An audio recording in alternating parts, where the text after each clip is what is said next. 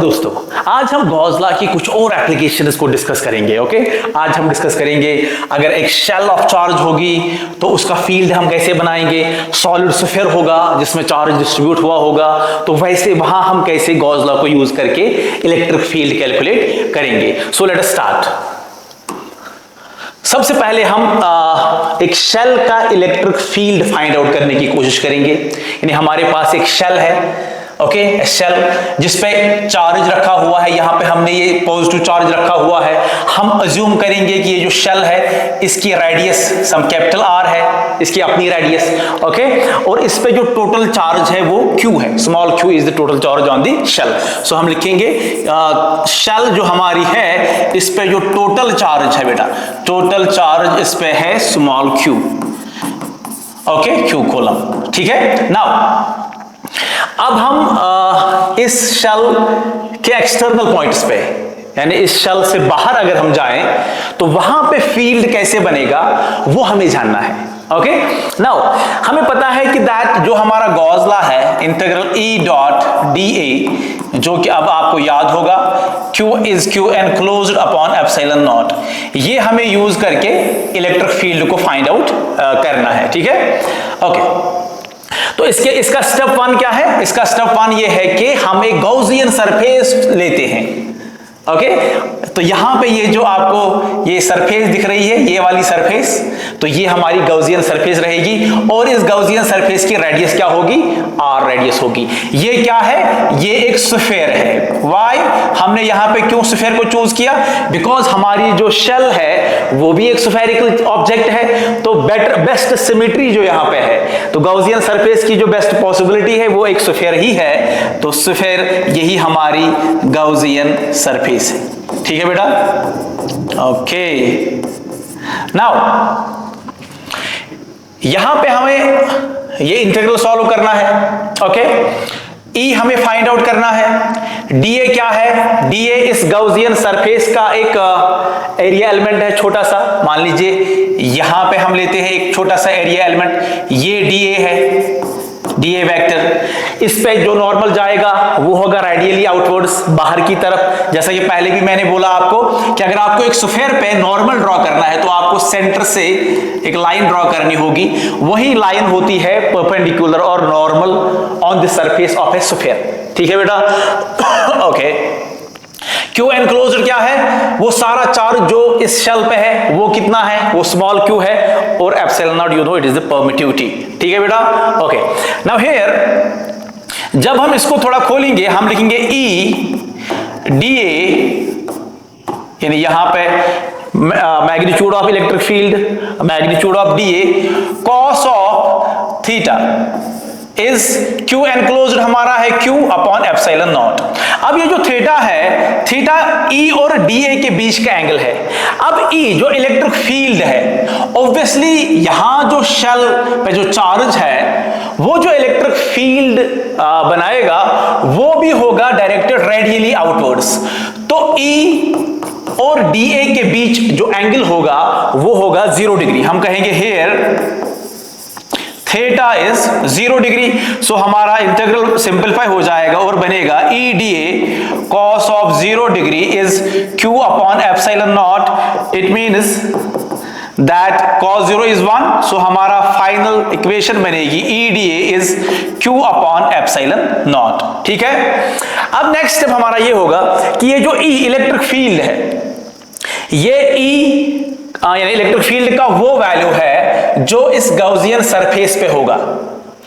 We know that the Gaussian surface is a symmetric surface. Charge distribution जैसी यहां पे है उसके हिसाब से ये जो इनर शेल है और आउटर शेल है, इन दो शेल्स के बीच जो दूरी है, फॉर एग्जांपल यहां पे अगर दूरी है, यहां ये दूरी बराबर है, because both of these are concentric.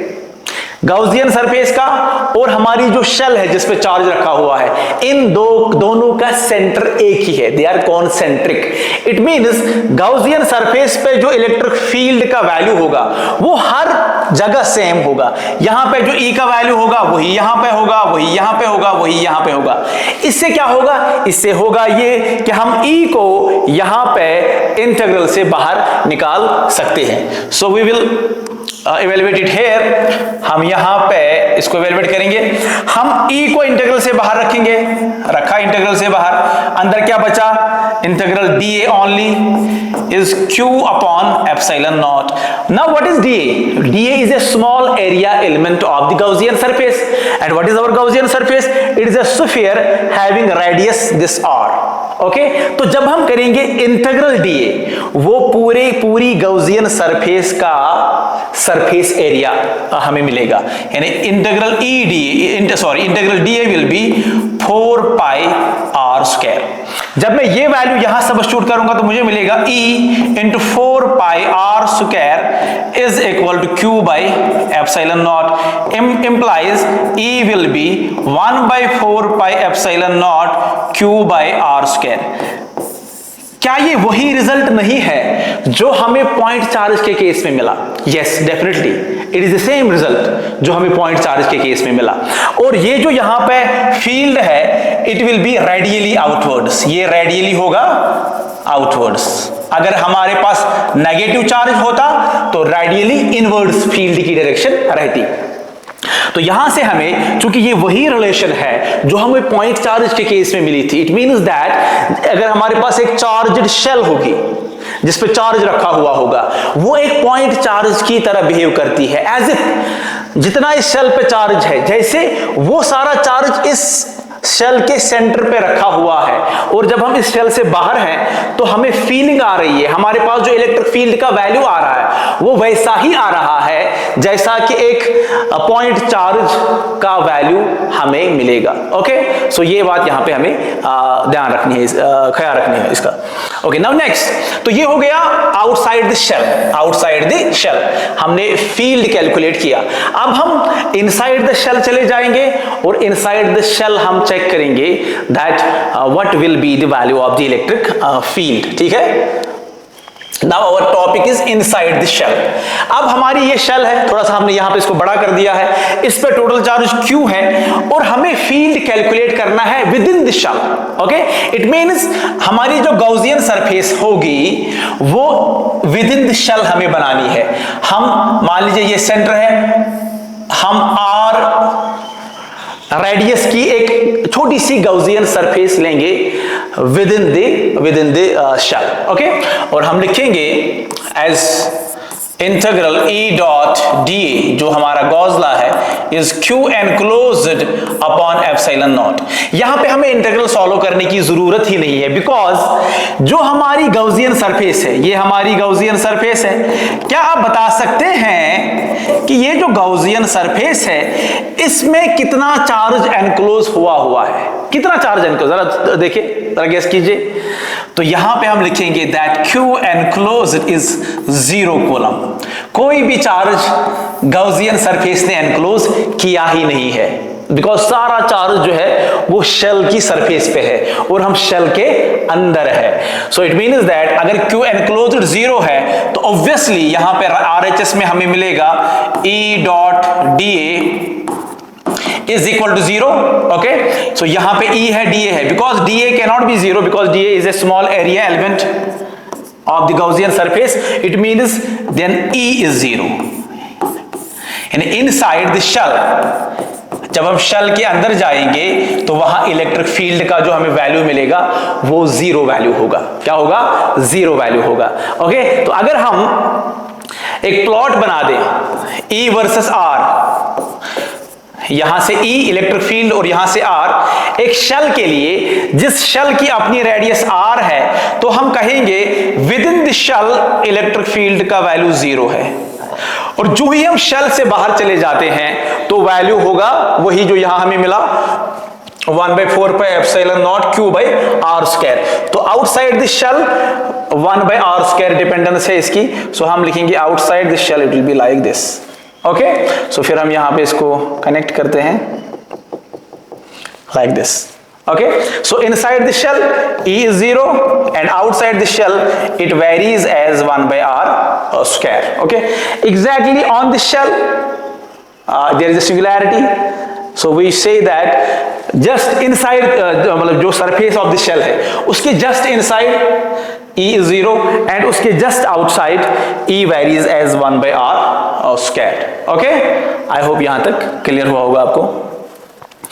Now next हम डिस्कस करेंगे electric field due to a solid sphere. यानी अब हमारा जो है सॉलिड स्फीयर होगा और ये सॉलिड स्फीयर नॉन कंडक्टिंग होगा. यहां मैं नोट कर दूं, ये होगा नॉन कंडक्टिंग. इसका रीजन क्या है? बिकॉज मुझे through out the solid sphere charge distribute करना है. जैसे वाटरमेलन में वो सीड्स नहीं होते, वैसे ही आप मान लीजिए वैसे ही मुझे चार्ज डिस्ट्रीब्यूट करना है जो कि पूरे वॉल्यूम में डिस्ट्रीब्यूट होना चाहिए. अगर ये स्फीयर जो है कंडक्टिंग स्फीयर होता तो वो सारा जो फ्री चार्ज है वो इसकी सरफेस पे आ जाता. कहां आ जाता? इसकी सरफेस पे आ जाता और जो है फिर वो एक शेल की तरह ही बिहेव करता. बट यहां हम नॉन कंडक्टिंग स्फीयर लेंगे तो जहां पे हम चार्ज रखेंगे तो वो चार्ज वहीं पे रहेगा, वो इधर उधर नहीं भागेगा. ठीक है. Now first we will see the electric field outside the sphere. Outside sphere हमें इलेक्ट्रिक फील्ड कैलकुलेट कर. ये हमारा सॉलिड स्फीयर है, इस पे चार्ज रखा हुआ है. हम मान के चलते हैं ये जो हमारा सॉलिड स्फीयर है इसकी रेडियस जो है वो हम मान के चलते हैं, लेट अस सपोज दैट वो कैपिटल R है इसकी रेडियस. और जो हमारी गॉसियन सरफेस है, जो हमने गॉसियन सरफेस लेनी है, हम मान के चलते हैं उस गॉसियन सरफेस की रेडियस स्मॉल r है. यहां से यहां it is small r. Gaussian surface के अंदर हमने इस स्फीयर को रखा हुआ है बिकॉज हमें आउटसाइड द सॉलिड स्फीयर ही फील्ड कैलकुलेट करना है. Okay, so we will go like this. We will write our Gauss law integral E dot dA is Q enclosed upon epsilon naught. Again जो shell के case में हमने किया same चीज यहां जाएगी. ये जो सॉलिड स्फीयर है इसका जो फील्ड होगा वो होगा रेडियली आउटवर्ड्स. ओके, और ये जो हमारी गॉसियन सरफेस है, ये हमारी गॉसियन सरफेस जो है इसके डिफरेंट पॉइंट्स पे अगर हम नॉर्मल डालें तो वो भी रेडियली आउटवर्ड्स होंगे. तो इसका मतलब है DA और EA के बीच, DA एरिया एलिमेंट DA और A के बीच E के बीच जो एंगल है वो 0 डिग्री है. तो again I will write integral E dA cos of 0 degree is Q enclosed. यहां पे सारा चार्ज एनक्लोज किया है गॉसियन सरफेस ने बिकॉज हमारी गॉसियन सरफेस सॉलिड से बाहर है. तो हम लिखेंगे यहां Q enclosed क्या है? Q है अपॉन एप्सिलॉन नॉट. अब cos 0 इज 1 और E है the value of the electric field on the Gaussian surface. We know that on every point of the Gaussian surface E has the same value, so we can हम इसको integral से बाहर निकाल सकते हैं. तो हमें मिलेगा E integral dA is Q upon epsilon naught. ठीक है यहां तक. Now what is dA? dA is a small area element of our Gaussian surface. तो integral dA is what? Is the whole surface area of our Gaussian surface. तो हम लिखेंगे E into 4 pi r square is Q upon epsilon naught. So E is 1 by 4 pi epsilon naught Q upon r square and it is radially outwards. तो similarly जहां यहां जो shell का case था, जब एक शेल पे हमने चार्ज डिस्ट्रीब्यूट किया हुआ था जो कि एक हॉलो शेल थी, जब हमने उस पे चार्ज डिस्ट्रीब्यूट किया हुआ था तो वहां भी हमें यही रिलेशन मिली थी. पॉइंट चार्ज के केस में भी हमें यही रिलेशन मिली थी और सॉलिड स्फीयर के केस में भी हमें यही रिलेशन मिली. तो because we are calculating the field outside, we are calculating the field outside. Okay, so it has the same relation. Now we will go inside this solid sphere and we will see how the field E will vary with R when we are inside the solid sphere. यानी हमें अब E का value find करना है, electric field का value हमें find out करना है इनसाइड द सॉलिड स्फीयर. अब ये मान लीजिए ये हमारा सॉलिड स्फीयर है और इस सॉलिड स्फीयर की हम रेडियस लेते हैं, let's take it as capital R. जो हमारा सॉलिड स्फीयर है उसकी रेडियस है बेटा कैपिटल R. और जो हमारी गॉसियन सरफेस है ये छोटी सी surface within the solid sphere, let us take it as radius as small r. ये हमारी गॉसियन सरफेस की रेडियस है स्मॉल आर, ठीक है। So are you getting me? ये जो बड़ा सा स्फीयर है ये हमारा वो सॉलिड स्फीयर है जिसपे हमने चार्ज डिस्ट्रीब्यूट किया हुआ है, और ये जो अंदर एक सर्कल आपको दिख रहा है, बल्कि एक स्फीयर है, ये 3D में अगर देखेंगे तो स्फीयर है, ये हमारी गाउसियन सरफेस है। Okay, now we will write here that जो हमारा सॉलिड स्फीयर है, solid sphere has radius capital R and total charge इस पे कितना है? Q, small q is the total charge on this solid sphere. Okay, now we know that हमें basically ये अपनी इक्वेशन इवेल्युएट करनी है, गॉस लॉ वाली equation, integral dA is q enclosed upon epsilon naught. Now यहाँ पे q enclosed हमें find out करना है सबसे पहले. What is q enclosed? See, total charge यहां Q है, बट ये वॉल्यूम चार्ज डिस्ट्रीब्यूशन है, सॉर्ट ऑफ इट इज, मतलब पूरे वॉल्यूम स्फीयर के वॉल्यूम में ये चार्ज डिस्ट्रीब्यूट हुआ है। तो हम लिखेंगे यहां पे जो चार्ज डिस्ट्रीब्यूशन है, चार्ज डिस्ट्रीब्यूशन जो यहां की है उसको हम कहेंगे it is volume charge distribution. जैसा मैंने कहा, जैसा हमारे पास वाटरमेलन होता है तो उसमें जो वो सीड्स होते हैं, वैसे ही यहाँ पे हमने चार्जेस को रखा हुआ है। वो वाटरमेलन मान लीजिए आपका स्फीयर, और वो सीड्स मान लीजिए ये पॉजिटिव चार्जेस जो हमने इस पे रखे हुए हैं। Now we are finding the field inside. Okay, so we have to be cautious कि जो हमारी गाउसियन सरफेस है हैविंग रेडियस स्मॉल r, ये कितना चार्ज एनक्लोज करेगी, इसका हमें ख्याल रखना है। ये सारा चार्ज यहाँ पे टोटल चार्ज एनक्लोज नहीं होगा because we are inside sphere. Now Q enclosed will be, see मैं इसको कैसे कैलकुलेट करूंगा, मैं कहूंगा total charge upon 4/3 pi r cube. ये क्या लिखा मैंने? Charge upon volume, volume of the solid sphere. So it is volume charge density, charge upon volume यानी charge per unit of volume. तो ये टर्म जो है ये बन गई हमारी वॉल्यूम चार्ज डेंसिटी, ठीक है, यानी charge per unit of volume. इसको हम मल्टीप्लाई करेंगे अपनी गाउसियन सरफेस के वॉल्यूम से। वो कितना है? वो भी एक स्फीयर है बट उसकी रेडियस है स्मॉल r, सो 4/3 पाई स्मॉल r क्यूब, ठीक है। This is the enclosed charge, this is total charge upon volume of the solid sphere. तो ये पहली टर्म है वॉल्यूम चार्ज डेंसिटी और चार्ज पर यूनिट वॉल्यूम। इसको मल्टीप्लाई करेंगे volume of this Gaussian surface से, तो यहां हमें मिलेगा total charge enclosed in the Gaussian surface. अब यहां पे 4/3 पाई it will go away, so हमें मिलेगा Q by capital R cube into small r cube, ठीक है बेटा। ये आप याद रखोगे और ये हम यहां पे यूज करने जा रहे हैं, ठीक है। नाउ नेक्स्ट हम लिखेंगे integral E dot dA is Q enclose कितना निकला? Q by R cube into R cube into 1/ε0, जो कि फॉर्मूला में ही है, ठीक है। अब अगेन यहां भी वही चीज है बिकॉज हमारी जो गाउसियन सरफेस है वो एक स्फेरिकल सरफेस है, ओके, तो उस पे E का वैल्यू सेम रहेगा बिकॉज यहां पे जो वॉल्यूम में हमने चार्ज डिस्ट्रीब्यूट किया हुआ है ये यूनिफॉर्म है, यूनिफॉर्म डिस्ट्रीब्यूशन, यूनिफॉर्म डिस्ट्रीब्यूशन होना जरूरी है, okay.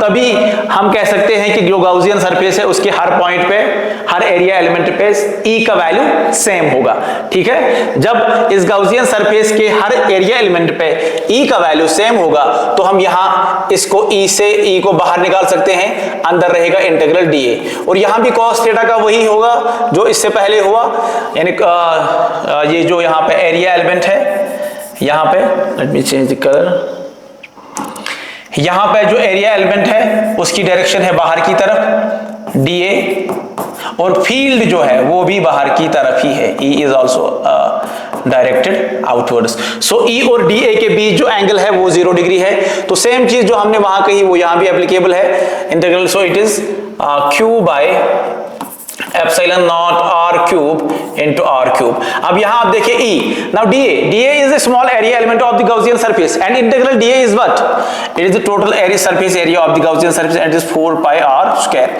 So it will be Q upon epsilon not are cube into R cube. अब आप देखिए बेटा यहां पे जो है यहां पे आर स्क्वायर है और यहां पे आर क्यूब है, तो यहां पे ये स्क्वायर इसके साथ कैंसिल हो जाएगा, तो यहां पे क्या बचेगा, यहां पे आर पावर 1 बचेगा। So our electric field will be 1 by ये 4 पाई यहां आएगा तो 1 by 4 pi epsilon not are cube, ऊपर क्यू रहेगा और यहां साइड पे रहेगा r, so it will be like this. Okay, यहां तक ठीक है। सो यहां आप देखोगे दैट ये जो इलेक्ट्रिक फील्ड है, इलेक्ट्रिक फील्ड जो है that is directly proportional to r the radial distance. It means अगर हम सॉलिड स्फीयर के केस में जो कि नॉन कंडक्टिंग है ई वर्सेस आर बना दें और हम कहें कि हमारा जो सॉलिड स्फीयर है उसकी रेडियस कैपिटल आर है, तो r till the surface of the sphere, यानी ओरिजिन से, सेंटर ऑफ द स्फीयर से, मैं यहां बना दूं सेंटर ऑफ द स्फीयर से इसकी सरफेस तक E is directly proportional to R, E is directly proportional to R। और जब हम फिर बाहर जाएंगे, जो हमने यहां पे कैलकुलेट किया, outside the sphere it will vary as 1 by r squared, so outside the sphere it will vary as 1 by r squared, so outside वैसे ही रहेगा जैसा कि है। so यहाँ inside E directly depends on r and outside E varies as 1 by r squared। okay, so this is the case of solid sphere and it should be non-conducting, it should be non conducting. ठीक है, यहां तक ठीक है। अगर हम यहां पे जो है, अगर हम यहां पे शेल के लिए भी जो हमने ग्राफ प्लॉट किया था वो यहां पे डाले ताकि हम जो है एक कंपैरिजन कर सकें, तो हम कहेंगे E versus R, this is the case of shell, so it will be like this, R जहां तक रेडियस ऑफ द शेल है वहां तक 0 और फिर उसके बाद it goes like this. Okay, so E varies as 1 by r square, यहां भी वही है बट यहां E inside E directly depends on R और यहां E is 0, so this is the case of shell and this is the case of solid sphere, that is non-conducting sphere। okay, ठीक है। तो नेक्स्ट लेक्चर उसमें हम question discuss करेंगे और हम डिस्कस करेंगे कंडक्टर अगर हमारे पास, जैसे हमने यहाँ पे नॉन कंडक्टिंग लिया, अगर ये कंडक्टिंग स्फीयर होता या जनरली अगर हमारे पास एक कंडक्टिंग शीट होगा, जनरली हमारे पास एक कंडक्टिंग मेटल होगा, तो उसमें इलेक्ट्रिक फील्ड जो है इनसाइड क्या कैसा रहेगा, आउटसाइड कैसा रहेगा, वो एक ब्रीफ डिस्कशन होगा 10-12 मिनट का। तो उसके बाद नेक्स्ट लेक्चर में हम क्या क्वेश्चन ही बनाएंगे, जो कि नीट के क्वेश्चन होंगे या JEE के क्वेश्चंस होंगे, वो क्वेश्चंस हम बनाएंगे जो प्रीवियस ईयर्स में आए हुए हैं। Till then good bye.